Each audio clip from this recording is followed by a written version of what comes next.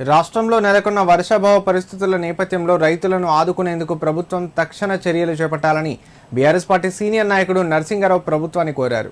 సిద్దిపేట జిల్లా గజ్వేల్లో నిర్వహించిన మీడియా సమావేశంలో మాట్లాడిన ఆయన మారుతున్న వాతావరణ పరిస్థితులకు అనుగుణంగా రైతులు ఆరుతడి పంటల సాగుపై దృష్టి సారించాలని సూచించారు.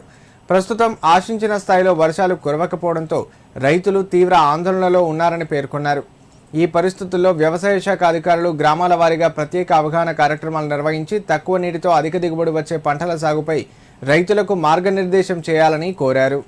చెప్పడం అనేది ప్రభుత్వం యొక్క బాధ్యత కాబట్టి ప్రభుత్వం తాను తీసుకున్నటువంటి నిర్ణయాలను సక్రమంగా అమలు చేసే బాధ్యత అధికారుల మీద కూడా ఉంటుంది.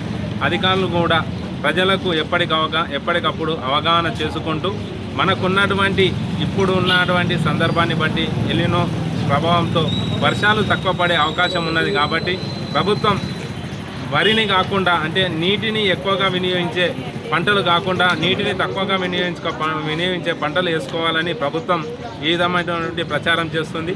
మన బాధ్యతగా మనం కూడా మన రైతాంగాన్ని కాపాడుకోవాలి కాబట్టి మన వంతు బాధ్యతగా ప్రతి ఒక్క